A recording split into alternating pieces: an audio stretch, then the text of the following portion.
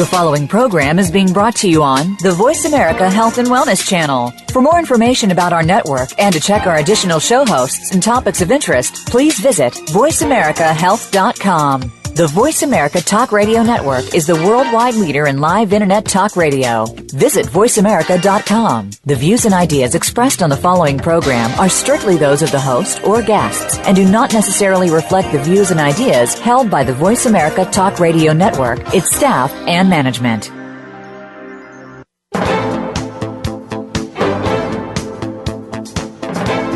Welcome to Straight Talk with Sandra Reich. Are you trying to master the game of life without success? There are secrets and strategies to living your best life. We'll share some of them with you on today's show. Take advantage of this series to become an expert at relationships. All relationships. It's time to live the life that you deserve to live. Now, here's your host, Sandra Reich. Hi, welcome to Straight Talk with Sandra Reich.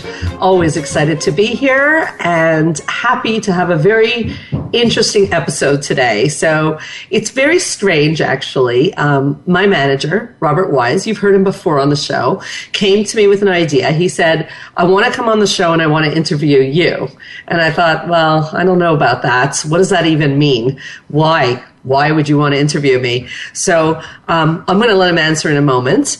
I'll tell you a little bit about Robert. He is the manager of the Montreal Center for Anxiety and Depression. He's also studying to be a coach, very, very involved in the clinic that I run here in Montreal. He's also very involved in the retreats, the couple retreats. He's actually involved in pretty much everything I do. And he told me, and I'm sure he's going to talk about this, that there's questions he's going to be asking me today that he doesn't know the answer to. So I have to say I'm a little nervous, Robert, but welcome to the show. Thank you very much for having me, Sandra. So what's this all about? Why did you put all over Facebook and everywhere that you want to put me on the hot seat? Why do you want to put me on the hot seat? Okay, well, that's a great question. The reason I wanted to put Sandra Reich on the hot seat is because I saw so many people tell their deepest, darkest secrets to you. They share their stories to you. And I'm like, you know what? I want to hear Sandra's story. I want to know what's her secrets. So I am willing to do this, and this is unscripted. I don't really know what you're going to be asking, and hopefully you're not going to embarrass me. But, I'm going to start off by saying that I really don't mind, because if you read my bio on Straight Talk, it says that I turned my own lemons into lemonade. And I often talk about at talks that I give that I really feel I've lived on both sides, the sides that many of my clients are in right now, which is really a bit of a mess, and then learning the strategies of life and turning it all around. So if there's anything that comes up from my past that helps somebody who's in the middle of their mess, I'm always pleased about that. So what's on your mind, Robert Wise? What would you like to know? Well, my first question to you, Sandra, would be the basic question. How did you get into this line of work? Okay, well, that's actually a really strange story, too. I'm going to say, too, because I think probably a lot of my stories and a lot of my life has been very unconventional. And I guess that's one of the messages I like to send people, is that you don't have to live the same life as everybody else, because I did it all weirdly. So what happened is I did a bachelor's degree in school many, many moons ago, the time when people do bachelors in their early 20s. And when I did that bachelor's, I had no idea what to study. So I turned to, I'm sure you don't know this story, Robert. I turned to a girlfriend of mine and said, what are you studying? And she said Spanish. So I said, okay, I'll study Spanish. So I studied Spanish and I got a bachelor's degree in Spanish. Needless to say, it was not a degree that was very marketable. Now, while I was in school and for many, many years, I was a bartender. It started off as a part-time job, and that's all it was supposed to stay. 22 years later, I was still working in the bar business, so I won't bore you with all the details. But what I realized while I was in the bar business at one point is that people would come see me every night asking questions about their lives. I'd have a crowd of people. And of course, I realized I cannot stay in the bar business forever. And I had a very shocking wake-up call at one point, because the bar I was working at burnt down. And I found myself, let's just say in my adult years, not being able to pay my rent. It was not a great moment for me. And I thought, well, I need to do something with my life. So what am I good at? And I thought, well, if people are coming to see me about their problems, it seems to me that psychology might be the route to go. So I thought, well, I'll just go back to school, probably be just very easy and very quick. And of course, that's not at all what happened. It was not so easy and not so quick. So that started the route, Rob. Okay, well, you're talking about bartending, you're talking about psychology. I was a big fan of the show Cheers. So I worked at Cheers. So here's my next question for you. What does bartending and psychology have in common? Well, actually, a lot. It's just so strange because the bar people, I mean, I started to tell you that when I went back to school, I thought it would just be a couple of years. Well, it turns out I had to start all over again. I had to start at the bachelor's degree level. So it turned out to be many, many years. So I ended up bartending quite a few more years. And my clients would come in and they'd say, oh, there's the girl who's studying psychology. And they'd laugh about it and joke around about it. And they would all say that one day they're going to show up in my office and they're going to build a bar there. Okay, so basically bartending, when people come into a bar and they have a bartender to talk to, that's just like the show Cheers, that's your friend who you share your secrets with and you ask for advice. So that's what I would do. So the ironic is the only real difference between bartending and what I do now is A, I always joke the salary's a little bit better, and B, we don't serve alcohol in the office. So it's a little bit of a different milieu, but basically people are coming in and telling me their stuff. And for me, bartending was very helpful because I meet so many, as you know, at the clinic, we meet so many different types of people. And having worked at all these bars, I met so many different kinds of people. And so it helped me to relate to different ways of living life, like I started the show with, is there are so many ways. Don't you agree? I agree. Yeah. I agree. Very interesting. So Sandra, what drives you to be so passionate about your work? What drives me to be so passionate about my work? Good question. I have to say, Robert, that I tell most of my clients that everything I do is for children. And ironically, I don't really see children. I'm not really I'm not a child therapist per se. I've seen children. But everything I do is related to the fact that I believe children only have one childhood. And I believe that when we don't know what we're doing, which most of us don't, if not all of us don't, because we grew up in families that are dysfunctional, then we're going to repeat the same errors with our kids. Mm-hmm. And I think that every child deserves a childhood and does not deserve to live in, a very painful environment. Now, if I could throw it back at you a little bit, mm-hmm. Robert, because we've shared a little bit, and maybe we could chat about that mm-hmm. a tiny bit before we move on to the next question, is that you've shared and I've shared that our backgrounds they weren't stellar at all times. I mean, we had very loving parents, but there were habits and things that went on that weren't so healthy. You've certainly shared some with me, and I've shared some with you. Now, at the clinic, we talk about all the time that unless we understand the errors that our parents have made, we're sort of condemned to repeat them. Absolutely. Absolutely. I find that when if you don't learn from your mistakes, you tend to make the same mistakes. So if you're a child and you see your parents, raising you in a certain way, you think that's the right way. And you'll grow up and you'll maybe raise your children that same way. Exactly. And so what drives me is the idea that I knew at a very young age that there were things going on. And I think, Robert, again, when I first met you, we had this in common right from the beginning, is that you have a great insight. And I think that I had an awareness that there were things in my family that were not healthy. Mm-hmm. Again, well meant, but not healthy. Yeah. And I knew that I wanted to learn to do differently. And what we teach our clients, or what I teach my clients, is that whatever you don't work on in your life, they're going to have to work on. And I think that's a very serious responsibility because, and this isn't maybe part of your questions, but for the record, I adopted my first child at 44.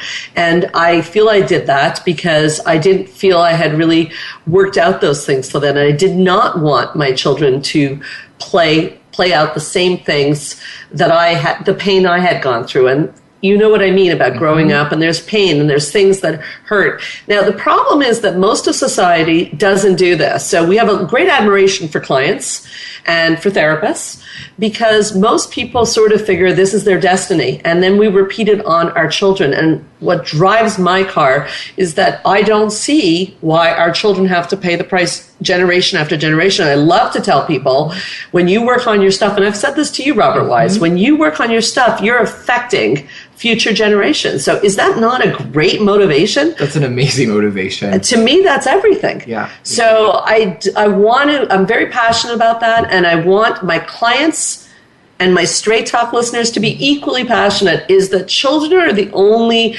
little people who have no choice. And so they should not be subject to, the hurts. For example, let's give an example. We used to believe emotions are a sign of weakness in psychology. We now know emotions are a sign of strength. So many of us grew up being told, like, don't cry or I'll give you something to cry about. Or, don't. For men, I'm sure you can attest to this, is that, big boys don't cry. And we now know that that is actually a way of shutting down someone's emotions. They're going to show up in my office 20 years from then and saying, I don't feel anything, I'm depressed, I'm flat. So we want to teach parents. So I work with parents and I work with individuals, and we want to teach them that some of the things we learned in childhood we now know are not so healthy. Does that sort of answer it? Absolutely. Absolutely. And, on that note, I wanted to ask you, because you're talking about children, you're talking about parents, what is your favorite type of client, would you say? Good question, Robert. Well, I think that, what we just talked about is someone who understands the concept that every time they lift that weight, and I do relate therapy to weight training, it's hard. It hurts, doesn't it? Like, it does. I make you work hard. It does. It hurts. Yeah, it hurts. So every time you're lifting that weight, it takes a certain amount of determination. So I also train therapists, and I tell them never work harder than your clients. So my favorite client is a client who's working really hard. I mean, it's magic. If you want to learn and you have someone who's working with you who has the goods to teach you, what happens in that office is magical. The flip side is someone who goes, yes, but, almost like it's their destiny to be miserable. And that we call a little bit of victimization, which, again, I know you know about me, is I'm not a big fan of the victim. He's laughing. No, you're not a big fan of the victim. So I guess you kind of already answered me. But so what would you say is your least favorite client? Yeah, if you don't want to do your work and you go to therapy and think this is magic, I feel, well, first of all, I feel very uncomfortable taking someone's money for that, because I actually like to earn the money I make. So, and I don't feel I can take someone on a journey. So if they are willing to go on the journey, I'm so excited to do it with them. And that's not just true of me, that's true of all therapists.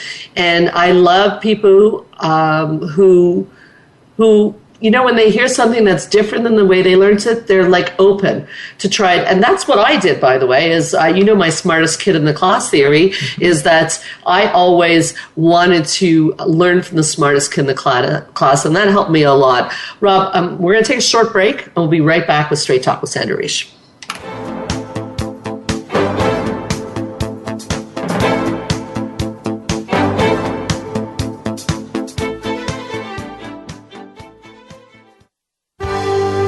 Your life, your health, your network.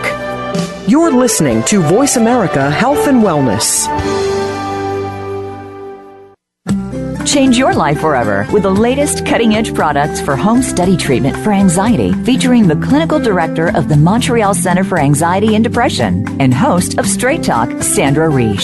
Sandra is joined by top therapist Georgia Dow in this revolutionary anxiety videos therapy series. Thousands of people have benefited from this scientifically proven treatment approach. Isn't it time you chose yourself? Visit anxiety-videos.com right now. That's anxiety-videos.com and change your life forever.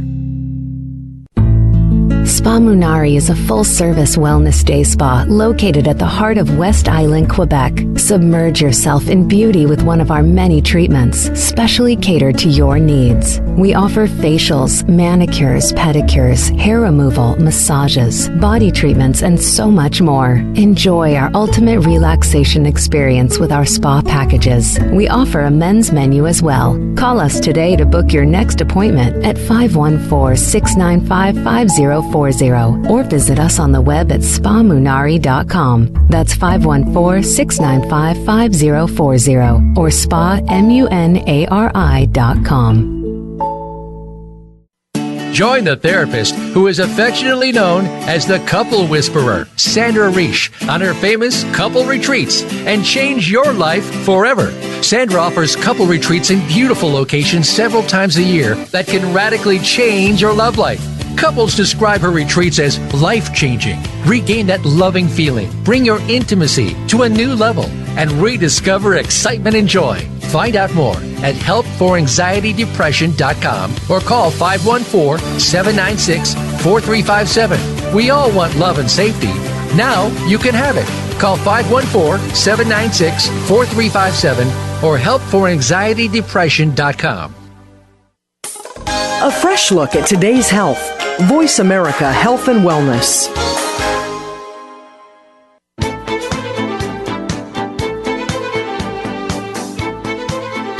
You are listening to Straight Talk with Sandra Reich. To connect with the program today, please call 1-866-472-5792. Again, that's 1-866-472-5792. You may also send an email to info@helpforanxietydepression.com. Now, back to Straight Talk. Here's Sandra Reich. We're back, and I'm sweating a little bit. There are some questions here going on, and Robert seems to have a lot of them. I'm just going to finish off the thought that I was saying before the break. We completely lost track of time there. One of my secrets was to look for the smartest kid in class, and that's a little bit like you're asking the client that I like to work with. The client I like to work with does sort of the idea of being open to learn. So when someone would tell me what I'm doing is dysfunctional, like when I went to therapist school, you meet other therapists. So I'm pretty lucky. All my friends are therapists. So if they would tell me something I was doing was off, or the way I learned it in my family was off, I wouldn't argue with them. I would try a different way. My favorite client is open to trying new things, which takes a certain amount of courage because you got to stretch. And you know what, Sandra? Talking about courage and talking about the smartest kid in the class, I always like to look to you as the smartest kid in my class. Thank you, Robert. And talking about courage, you have not one, not two, not three, but 4 companies. Here's where I have a good, hard question for you. So you have 4 companies. You have the Montreal Center for Anxiety and Depression. You have Empowered Woman Workshops. Mm-hmm. You have Sandra Reich Couple Retreats. Mm-hmm. And you have anxiety/videos.com. That's 4 companies. Mm-hmm. So here's the question. Uh-oh. Which is your favorite? Oh, God. Tell us.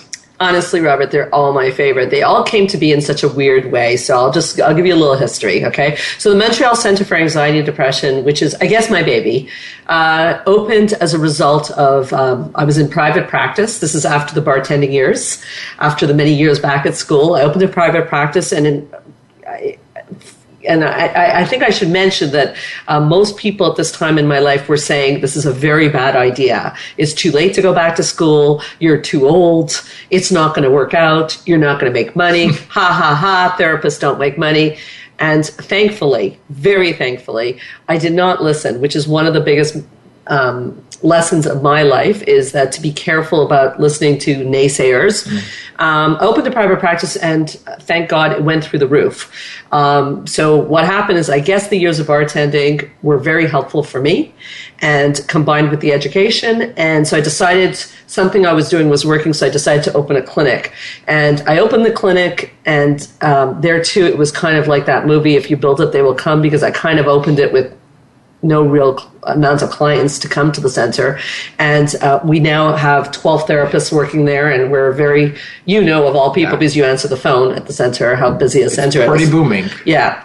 So that's the baby, and that's that's a very big part of my day-to-day operations. But next came that you were asking about my favorite clients. I kept working with women. They say as a therapist that, and you'll find this when you're a coach, that they tell you this. It's hard to believe that the clients you end up with are the clients who have issues that you still need to work on.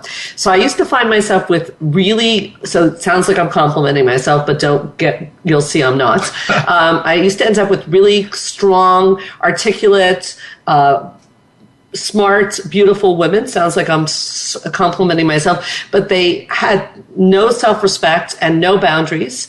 They were caretakers, and I related to them way too much. And so that became a very big motivation for me. That's what I always tell people. If you have an issue in your life, learn it so well that you could teach it. So I learned a lot about the dangers of caretaking, which is a very big issue for women.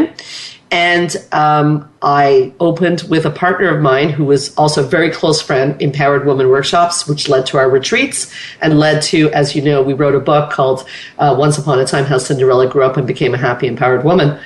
Which actually, congratulations again on that book, as it became a #1 bestseller. Yeah, we were shocked Amazing. The same day it came out, actually. Yeah, because there are so many women that are caretakers. So we do 2 retreats a year at Spa Eastman. I have a very big passion for those. We've just come back from one.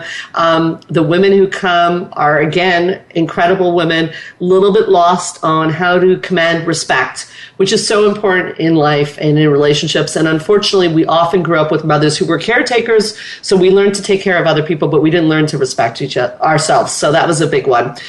So that built into something. And then the next company is rather new, Robert. As you know, the Sandra Reich Couple Retreats. It's brand new. One of my favorites, to be honest with you. Yeah, because you got to go to Mexico. You can say. Yes. How was your trip? I love the Montreal Center for Anxiety and Depression. That's like my baby too. I am a very big fan of the Sandra Reich Couple Retreats. I just saw the work done in a very intensive, beautiful environment, and I just saw the life-changing results happen right before my eyes. So to me, that's very special. So talk to me about that company for a bit. Well, basically, in a nutshell, I have 50 minutes in a session, 50 minutes with a couple, and I've trained. Yeah, I've spent the last many, many years training with the biggest experts in the world because I was so fascinated with couples and women and caretaking and psychology. I went to every conference and then some.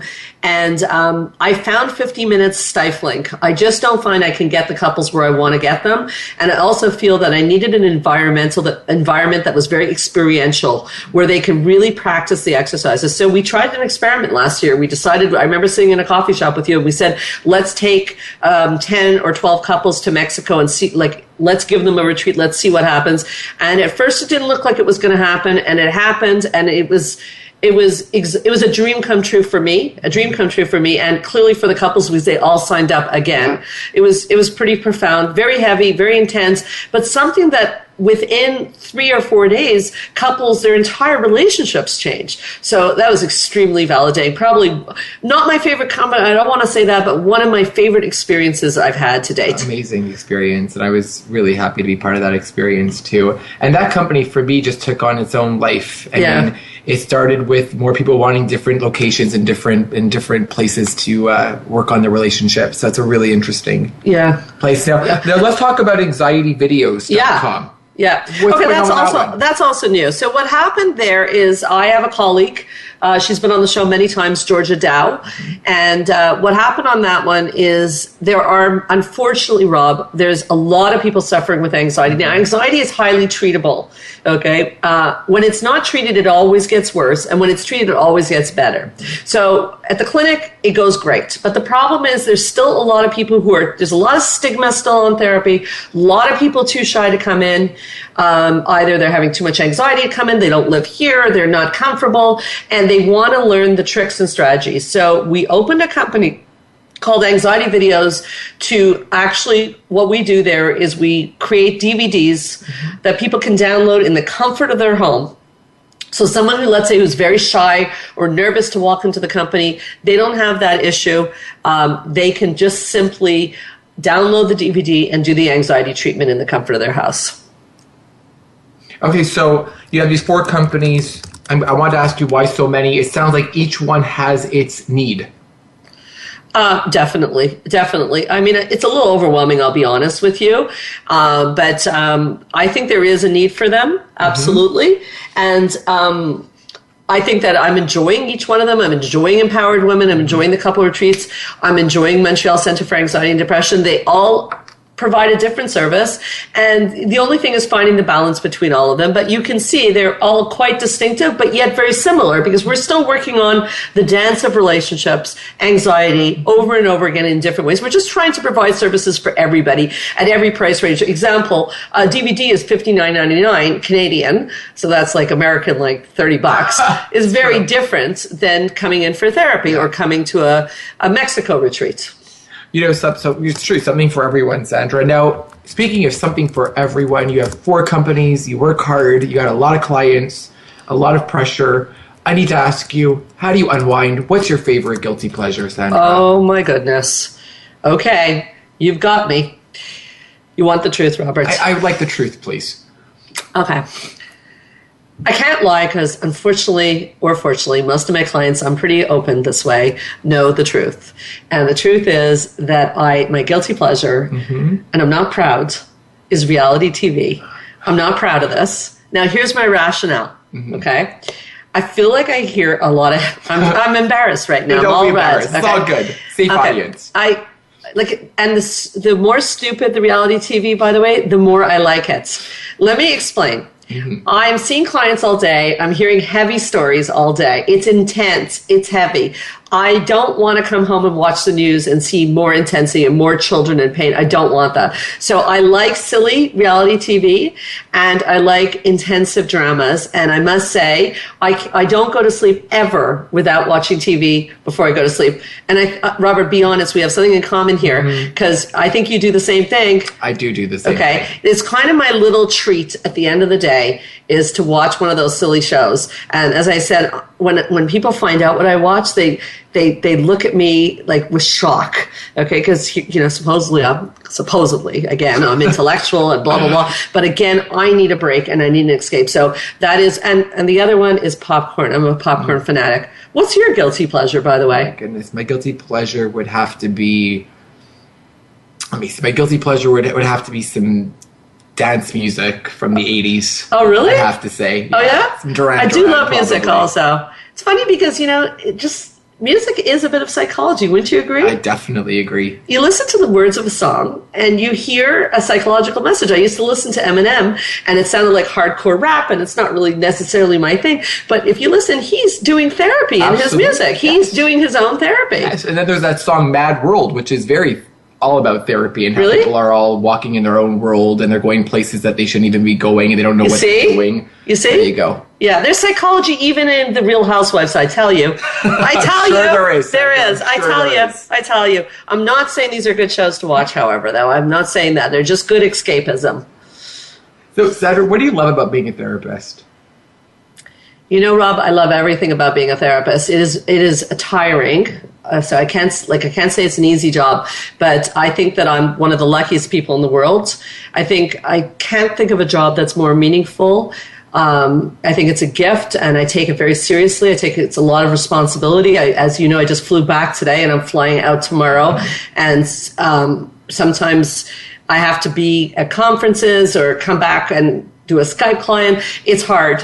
But I think the fact that people are trusting me with their life secrets and allowing me into their world and I can maybe make a difference, I don't think there could be a greater gift. And as I like to joke, and my clients listening are going to laugh right now, I say often I would do it for free. They're going to say, well, why don't you? Because I can't. I have to make a living. Sorry, guys. But I do, with the clients we talked about, it does give me such tremendous pleasure. It reminds me again of that Mexico trip. And you know this story, Robert. I tell it many times, where at the end of the retreat, my husband called. I was looking out on the balcony at a couple on the beach. This particular couple, one of their biggest complaints was that when they're on the beach together, they never talk to each other. He was leaning over, looking at her in the eyes, and they were just like two teenagers in love. And I said to my husband, he said, how's the trip? And I said, I'm watching this couple and I'm telling you, I would do it for free. I'm not doing it for free. Sorry, guys. I'm not doing it for free. But the validation of knowing that somebody's life was changed, I mean, what could be more meaningful than that? And I actually saw firsthand that couple you're talking about and their transformation. I could think of many, so this is not a really tough question for you, but I would like the audience to hear it. What is your greatest strength? Okay, we're going to do a cliffhanger on this because we're just about at the time to take a break, and it will give me a minute to think about what my greatest strength is. So, Rob, I'm so happy you're here with me today. Thank you so although much. You're putting me on the hot seat, and I'm feeling quite warm. This is Straight Talk with Sandra Reich. Don't be shy to call in or tweet us or Facebook us at Straight Talk with Sandra Reich. I'm Sandra Reich. We'll be right back.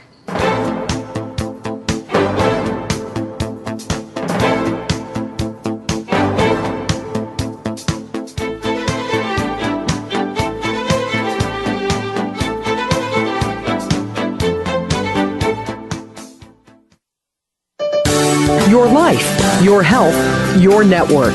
You're listening to Voice America Health and Wellness.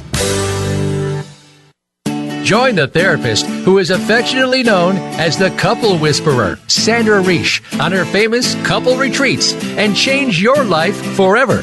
Sandra offers couple retreats in beautiful locations several times a year that can radically change your love life. Couples describe her retreats as life-changing. Regain that loving feeling, bring your intimacy to a new level, and rediscover excitement and joy. Find out more at helpforanxietydepression.com or call 514-796-4357. We all want love and safety. Now you can have it. Call 514-796-4357 or helpforanxietydepression.com. Spa Munari is a full-service wellness day spa located at the heart of West Island, Quebec. Submerge yourself in beauty with one of our many treatments, specially catered to your needs. We offer facials, manicures, pedicures, hair removal, massages, body treatments, and so much more. Enjoy our ultimate relaxation experience with our spa packages. We offer a men's menu as well. Call us today to book your next appointment at 514-695-5040 or visit us on the web at spamunari.com. That's 514-695-5040 or spamunari.com. Change your life forever with the latest cutting-edge products for home study treatment for anxiety, featuring the clinical director of the Montreal Center for Anxiety and Depression and host of Straight Talk, Sandra Reich. Sandra is joined by top therapist Georgia Dow in this revolutionary anxiety videos therapy series. Thousands of people have benefited from this scientifically proven treatment approach. Isn't it time you chose yourself? Visit anxiety-videos.com right now. That's anxiety-videos.com and change your life forever. Your life, your health, your network. This is Voice America Health and Wellness.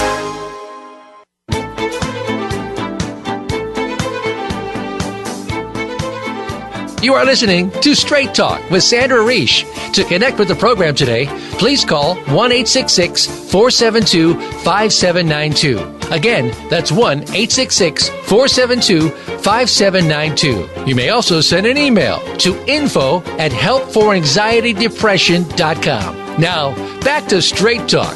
Here's Sandra Reich. Well, we're back, and I'm having a great time with Robert here, having these questions. I'm going to go back to them in a moment. I just want to mention that people have asked how to be in touch with us. So the Twitter account is Sandra Reich, Reich MCAD. So it's at Sandra Reich MCAD. The Facebook account is Straight Talk with Sandra Reich. And if you want to get on our newsletter, go on the Montreal Center for Anxiety and Depression, and we send out a newsletter that shows all the upcoming shows. And I do have to say this is a very exciting month coming up, February in March. We have some huge people coming on. You were talking about the couple retreats. We have one of the biggest experts, if not the biggest expert in the world, Dr. Sue Johnson, coming on. I think it's on March 24th. We have part twos of Olga and Tracy, two blow your mind away guests coming back. We have coming Dr. John Gray from Men Are From Mars, Women Are From Venus, classic book. We have some really interesting people coming up. So please stay in touch with us on Twitter and on Facebook. And yes, I just stalled to go back to Robert's question, my greatest strength as a therapist. Wait a sec. Was it my greatest strength as a therapist, or was it my greatest strength? You know what, Sandra, you're on the hot seat, so I'm going to just say your greatest strength. What is it? Therapist or in personal life? Rob, I think that you really, that's hot. But I think that I think the 22 years bartending, from the mafia coming to the bar to your average, person from suburbia coming by, I think I really have a very good ability to understand people and to figure out where they're stuck fairly quickly. So if it's in therapy, if I'm on therapy mode, I can find the problem quickly in a couple or individually. And if it's, and we should talk about that therapists are not always therapizing when they're off work, but we'll get to that. But when I'm off work, I think that I can connect and understand different kinds of people very easily. I think that as people, we all are fundamentally the same. We want to be loved. We want to love and we want to be loved, but we show it in very different ways. And it's very confusing if you don't have the knowledge to understand how people are. So the education was very helpful for me. But again, the years bartending is really where I always say I got my psychology degree. It was in the bar, is by meeting all these different people. And from the mafia to your average Joe who showed up every week. And I mean the mafia handing me like a machine gun behind the bar. I mean, I'm serious. Okay. He's freaking out. It sounds like another episode. We'll talk about this. Okay. Well, I wasn't involved. Hot Seat Part 2, the Mafia. No, I wasn't involved. But I had to be able, I was a girl from a small part of Montreal, suburbia par excellence, like really overprotective parents. And the mafia is handing me a machine gun. I had to learn to be, how do I connect with the mafia and how do I connect with suburbia? So I think my greatest strength is to be able to connect with just about anybody. And it has helped me, serve me very well. And I'm very grateful, by the way, to those bar years and to the people who mentored me in the bar years, because I was a girl from, as I said, very protected parents. So I had mentors. And I could definitely see the connection and the parallel connection between bartending and therapy and how that was able to help you with your career now. Totally could see that, how that would help. So that's great. So that's a great strength. Did you ever work in a job like, I just don't like this only being on Hudson. Did you ever work in a job like a bar? If you consider Dairy Queen a bar. Well, you were in customer service. Would you agree that customer service is one of the most challenging jobs there is? I would absolutely agree. Didn't you learn yourself? You're studying to be a coach. Didn't you learn yourself how to connect with people at Dairy Queen? I'm guessing you did. I did. Yeah. I did. I had the people who wanted their double scoop ice cream and they wanted it now. Yes. So the impatient, angry person. And how do you disarm the impatient, angry person? That's what you learn in the service industry. I think every teenager should work in the service industry. Do you agree? I agree. My kids are going to work in the service industry. Poor kids. It's not easy. It's not an easy job, but you learn a lot. It's true. Very true. Very true. Yeah. Sorry. I can't help it. I'm not used to being on the hot seat. I'm used to asking the questions. I know. This is why I wanted to do this episode. I know, but it's not easy for me. I knew I'd find myself in the hot seat and back again. Okay. I got your greatest strength. I'd like to know the greatest weakness of Sandra Reich. Well, I think that I have a lot of weaknesses, to be honest. I think that we're all works in process. And I think that, well, off the top of my head, I've just come back from a little getaway. I think that I observe myself often being impatient, and that is not my best quality. And impatience doesn't work well, because when you're impatient, Rob, I know you've had this experience when you're driving, for example. So we were running late for the airport today. Okay, and between me and you, and my husband will probably hear the show, so I might get in trouble. But between me and you, I'm not pointing any fingers, but we do often run late. I'm not pointing any fingers, just saying. Okay. Mm-hmm. So the estimation of time and the reality don't always add up. So, so there's the impatience when maybe, we don't really give ourselves enough time, or then there's traffic on the highway, or something happens on our way there, wouldn't you know it, we're running late again. And my husband gets picked out of the line as one of the customs, like the random customs people. So I almost missed the flight going, almost missed the flight coming back, and I'm not the most patient person. So I think that these things happen. I believe everything happens in your life to teach you something. And what I kept telling myself, I kept breathing. I kept doing the breathing that we teach our clients to do, and tell myself, this is just another chance for me to learn about patience. I know when you're in the car and people are driving slow in front of you, it really triggers you.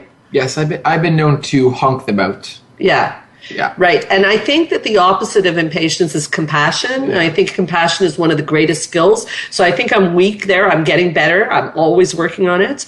But some days when I've had not enough sleep, the impatience comes back. So that's one thing that bothers me, and we'll definitely have to spend probably my entire life working on it, because I come from a very fast-thinking parents who fast on their feet, very adaptive survivors in many ways. And so in some ways it serves me, I think, quickly, and that helps. But in other ways, sometimes you got to just take a breath and take in the moment and trust life, that maybe if you're not at the airport, you're not supposed to be at the airport. So that I'm working on that. And the other one that comes to mind is, and as a mother, I really want to work on this because I really worry that my kids will copy this, is one that many of us struggle with, which is perfectionism. I like to do things to the 11th degree, and I like to do them well. I mean, I think we all do, but it's been shown through research many times that perfectionists actually don't do as well as people who lower the standard. So sometimes I'll say I didn't get enough done with those 4 companies and 2 small kids. I didn't get enough done in a day, and my husband has to shake me here. He's going to get a compliment and say, wait a second, Sandra, come on. So sometimes I'm hard on myself, and when people are hard on themselves, they sometimes can be hard on others. He's not saying anything. He works for me. So, it's very interesting. You know what? It just shows that you're human. Of course. You have those human qualities. Excuse now, me. you talked about showing compassion. Out of curiosity, though, could you help teach people to be more compassionate? Oh, Rob, that's such a brilliant question. Yes, but again, and it's such a good question for someone who's trained to be a coach. They have to want to learn. Okay? Because it's easier to honk your horn, it's easier to blame, and it's easier to be victim-y than to take responsibility for your life. So the next time you honk your horn, and the next time I want to point fingers when we're late for the airports, what I do, and I challenge you and anyone listening to do this, is this is the strategy homework for this week, is could you possibly find a different way of looking at it that's compassionate? Like this morning, my husband and I were just talking about it. My husband doesn't like to leave a hotel room messy. I mean, what a wonderful quality. He cleans it up. He vacuums it. I mean, this was like kind of like a condo. He does things really very carefully. He doesn't want to leave things behind. That's a good quality. So instead of being annoyed by it, maybe appreciate it. That guy in front of you when you're honking your horn is maybe driving very carefully so that you don't have an accident. So can you learn it? Yes, but will you want to learn it? Or do you want to stay angry? And that's what it comes down to in life. Do you want to stay angry, or do you want to feel happy? And compassionate people are happier than people who want to stay angry and be right. So it's the old, do you want to be right or do you want to be happy question. And on a bad day, I want to be right. And on a good day, I want to be happy. Yeah. Does that make sense? A lot of sense. Yeah. Wow. Do you see that in your life? I absolutely see that. You know what? Next time I'm driving behind somebody who's going, 30 miles an hour on a 50, maybe I'll show them some compassion. It's not always easy. But man, if you can stretch that muscle, it gets easier and easier. And I promise you, money back guarantee to you or anyone else, that the more you can find compassion for the person who annoys you the most, the happier your life will be. And I've been working on that for years. And I have to say, and I said, I turned my life from lemons to lemonade. I'm a much happier person now than when I used to be bitter and angry and annoyed about things that people were doing, or, when their shopping carts are going too slow in Costco. It's another one of my triggers. Yeah. Or when people take up a lot of space. I grew up not taking up a lot of space. So those are hard for me. But instead of being angry, you have to be curious why it bothers you so much. And I'll give you one more on that, Rob. Yeah, is sometimes it bothers you so much because they're doing something you wish you could do. So someone who takes up a lot of space, maybe you're annoyed because you wish you could be so unaware of others. But caretakers are always so aware. Do you know what I mean? I do. Yeah. Or someone who's being really lazy and you get annoyed with them. Maybe it's because you're constantly working. Yeah, that might be another weakness of mine. That's what I call food for thought. Yeah. Definitely. So you have a lot going on in your life, Sandra. You're away, you have vacations, you have companies, you got a radio show, events coming up. So if you could change one thing about your life, what would it be? Well, I think you just said something important there. I don't have, or feel like, I just had Dr. Carter on, Dr. Christine Carter, great show she did on happiness, where she said that we all feel time is, there's a scarcity of time and it's an illusion. But I often feel that there's not enough time. So there's things that so many things I'm passionate about, and probably, I should definitely mention raising 2 kids to be meaningful and resilient individuals. So that's one thing I would change about my life, is to be able to have a little tiny bit more time. And I guess I've created a life that I'm very proud of and I'm very happy with, and I have a very unusual circle of friends and family, but I don't have a lot of biological family. And I guess I have a little bit, but unfortunately my mom died when I was fairly young, and my father's not well. TMI, perhaps, but I guess, if I could do it all over again, I wouldn't mind if there was more family around. Sometimes I had a very bad cold. I think many people know for January and February I was pretty much knocked out, and I had moments where it may sound silly at my age, but I have to say I had moments where I felt like calling mommy, and there was no mommy, and there's times with my kids where I want to call mommy. So I don't sit there and have a pity party about it, but if you ask if there's something I could change, I would have liked for my parents to live longer, and just taking the moments of my life. It goes very fast, life, and the older you get, the faster the birthdays come. I have to tell you, you and I talk about that quite often. So just moments that have been missed, but again, as I'm getting older, I'm learning to take them in and really live a life that's reflective, every moment of every day reflective of what's important to me. So I'm feeling pretty good about it right now. Well, thank you for opening up like that and being so vulnerable with the listeners. I really appreciate that answer. Thanks. Now, going back, we go back to you as a therapist. You told me what you loved about being a therapist, what was great about it. What do you find challenging about being a therapist? You know what? I'm going to answer that question. You're a good interviewer, Oh, thank you. Oh, you're doing a great job, Rob Wise. Wow. Okay, that bought me a few seconds. Just kidding. No, you're doing a great job. You know what? Remember when you said, what do I love about being a therapist? And I said everything? Yeah. You just asked, what do I find challenging about being a therapist? I'm going to say everything. Okay. So in my life, I've been a travel agent. These are the key jobs. I was a travel agent, a bartender, and a therapist. So let's go through this. If you mess up somebody's drink at a bar, not too serious, although people might take it seriously, but if you mess up someone's travel plans, pretty bad. They won't be very happy about that. But if you mess up somebody's psychology or give them the wrong advice, or you get a blind spot, because sometimes somebody comes in with a problem that brings up something, and you therapists always have to watch this. We have to always check when somebody's telling us something and we're responding. Are we responding with the best advice for them, or are we responding because they remind us of our sister or aunt or uncle, and maybe we didn't even like that sister, aunt, or uncle, and all of a sudden we're giving them the wrong response because we're feeling, triggered. I mean, this is called countertransference in therapy, and this happens to therapists. You really could be messing someone up. So you can't go into an office with a client until you're fully, completely on. So what does that mean? That means that you have to eat, you have to have, taken care of all your basic needs, had food, have sleep, have exercise, fill your own pockets, put the oxygen mask on you first. And then you go in and you're holding that person, you're holding the space. So you have to really make sure that you're listening, you're with them, and you're really from the bottom of your heart, most compassionately possible. No judgment, because the opposite of compassion is judgment. No judgment. Trying to give them the best advice that will help them to live their best life. So judgment has to go out. And that's helped. You asked a very good question before about compassion. So being a therapist has helped me too, because if I can show compassion to someone in my office, surely I could show compassion to somebody at Costco, or something's wrong. Yeah. Okay. And you cannot be a good coach, a good therapist, a good psychologist, a good sociologist, any of those jobs, any helping profession, if you're sitting in judgment of your clients. So it's weird, because one client comes in and talks about sexual abuse, and the next one talks about, I can't find a boyfriend. If you're a judgmental therapist, you're going to go, oh my God, really? That's your problem? No.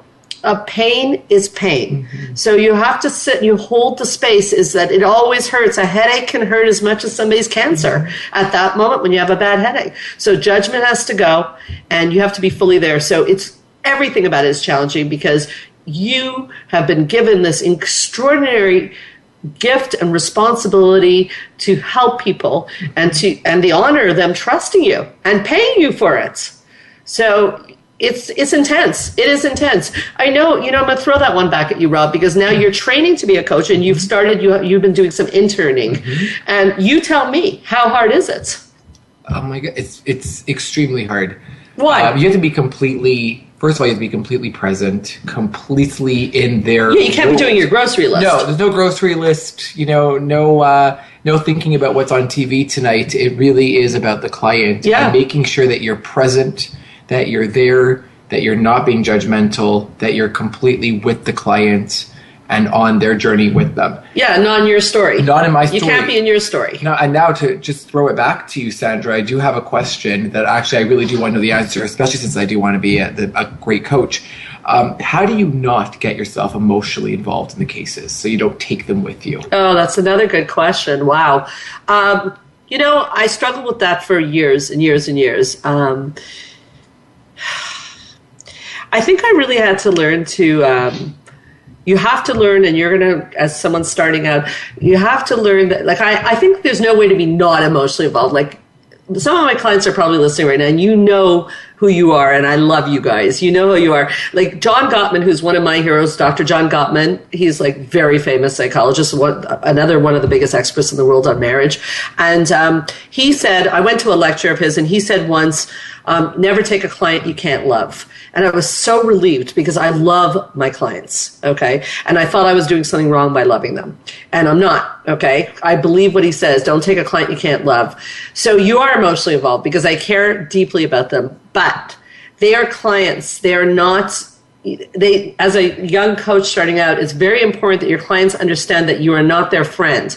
You could feel like a friend, but you're not their friend. You're their clients. So that wall has to always stay, not a wall of like you can't connect, but the boundaries have to be clear. So sometimes I've met people and they've met me and they say, I wish I would have met you as a friend. And so I feel very often the same way. But if they're a client, they're a client. So the way to protect against the emotional involvement is to remind yourself of that. Because otherwise you're going to start getting biased. Because with a friend, you get emotionally involved. You can't give good advice. That's why there are therapists. And so what I do is I do something called internal supervisor, is I check with myself if I'm starting to get pulled too much. Now, over the years, I felt there were times that it was going in that direction. If I wouldn't have been able to pull myself back, I would have actually referred the clients. There are many, many cases of therapists who get too emotionally involved, and there's unfortunately many cases with opposite sex where things go wrong. I think you were telling me that was on your mind, that you had a question or something about that. You were telling me the other day. Yes. Yeah, I remember you saying something about that. You were curious about that. I was curious. I was curious about how do you handle a client who has crossed a boundary. So let's pretend you're in session and a man says, Sandra, let's take you out for a drink after. Yeah, it's funny. That was the one question you warned me about today, and so I remember that one because again, I just got back. It's no one ever asked me out for a drink, but like the kissing thing has happened. Like saying goodbye to a client, and the male comes and kisses me. Mm-hmm. Like that can't happen. That's again, if the boundaries aren't clear in a relationship of any kind, you've got trouble. So there need to be boundaries in a romantic relationship. There need to be boundaries in a working relationship. You and I are good friends and we work together. So the boundaries are different in our friendship than they are in our working relationship. Mm-hmm. So with a client, okay, you have to be very, very careful because there's nothing wrong with a client trying to cross the boundary, but there is something wrong with the fact that if the therapist doesn't make the boundaries clear, and A, that's a problem, or B, if the client, after being told the boundary, continues. So early in my career, no one asked me out on a date, but a man took a glass object in my office and he was angry and he banged it down with all his force on the table.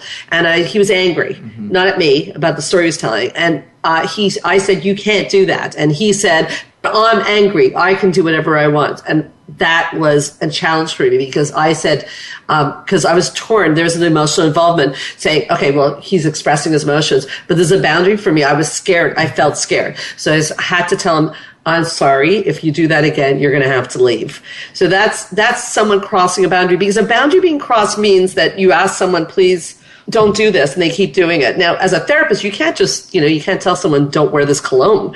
But there are certain things such as male-female dynamics or even female-female that, kissing or let's go for a coffee afterwards, that you really have to make it clear that you are the therapist, they are the client, which is not to create a power differential, because I'm not into that at all. Mm-hmm. I think that just like you asked my weaknesses today, I'm very open with my clients. I think that I'm not sitting on a perch with all the answers and you're the one with all the troubles. I think bad therapists and bad coaches come across like that.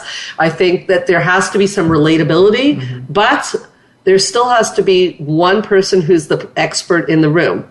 Because if there's not one expert in the room, it's chaos. Basically, it's almost like, again, the policeman example I often give. If you get to a stop sign, you cross the stop sign, you don't do your stop, the policeman gives you a ticket. If you then want to become a policeman, what's going to happen? There's going to be a chaotic environment. Mm-hmm. Absolutely. You always would say that you need the red lights, because without red lights, what would happen is that people would just be going through lights and there would be car accidents and everything, complete chaos. So what you're saying is that boundaries. Everything comes to boundaries, and boundaries lead to respect. And you need respect in a therapeutic relationship. You actually need respect in any relationship. And a relationship that doesn't have respect will not survive. Even a romantic love relationship, by the way. Now, it's very interesting. So I asked you, is compassion learnable? Is boundaries? Could people learn how to have good boundaries? Well, they can learn it, but they may not want to. And that's always the big challenge, because if you have a relationship, whether it's a therapeutic relationship, whether it's a romantic relationship, whether it's any kind of relationship, if someone is not willing to respect or at least negotiate with you your boundaries, because just because I have a boundary doesn't mean you might find my boundary as let's say we're in a relationship, and you may find it unreasonable. You have a right to negotiate or discuss it with me. But if you're not willing to even consider my boundary, our relationship is in peril. So anyone can learn it, but not everybody wants to. But for me, sometimes when I hear stories like this, I often am known to say to clients, but like they say, well, doesn't this happen to you? And it used to happen to me, but it doesn't happen to me anymore, because I think the people who are close with me know that there's a point you can't cross. There always has to be. It's not for Sandra Reich, it's for anyone. You have to have the things that are clear for you, that are not negotiable, or at least maybe negotiable but not completely negotiable. Example, a male making a pass at you or a female making a pass at a coach or a therapist, you're crossing a line and you cannot cross that line. It's not negotiable. Now, if there's other things that are negotiable, but not that. Does that make sense? That makes total sense. Okay. Rob, you look like you want to say something. We're just about at time. I'm just going to hand it over to you for 1 second, and then I'll take us out. Okay. So I actually have so many more questions for you. I had a big one, but I don't think I have any time anymore. Okay. I will leave it on a cliffhanger. The question I was going to ask Sandra, the last question was, if she was not a therapist, what would she be? But I guess we'll have to save it for the next part. Oh, I can't wait to talk about that, because I'm leaving this week on a nutrition conference, so that gives a hint on what I'd be into. Robert, I want to thank you. You've done an absolutely amazing job of putting me on the hot seat. It's not been that easy, but I think that it's been, these have been really thought-provoking questions to me. Thank you so much for being my guest once again. Thank you, Sandra. You actually were quite open and candid, and I want to thank you for your openness and candidness and vulnerability in some of those questions. So thank you so much. Thank you so much. This is Straight Talk with Sandra Reich, and we'll see you next week. Keep your eyes on the stars.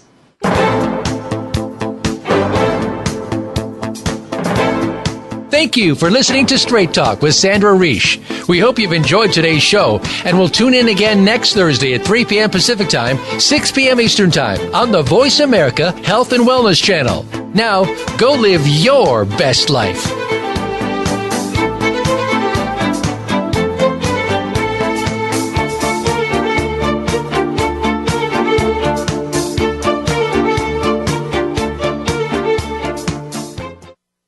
Thanks again for listening to the preceding program, brought to you on the Voice America Health and Wellness Channel. For more information about our network and to check out additional show hosts and topics of interest, please visit voiceamericahealth.com.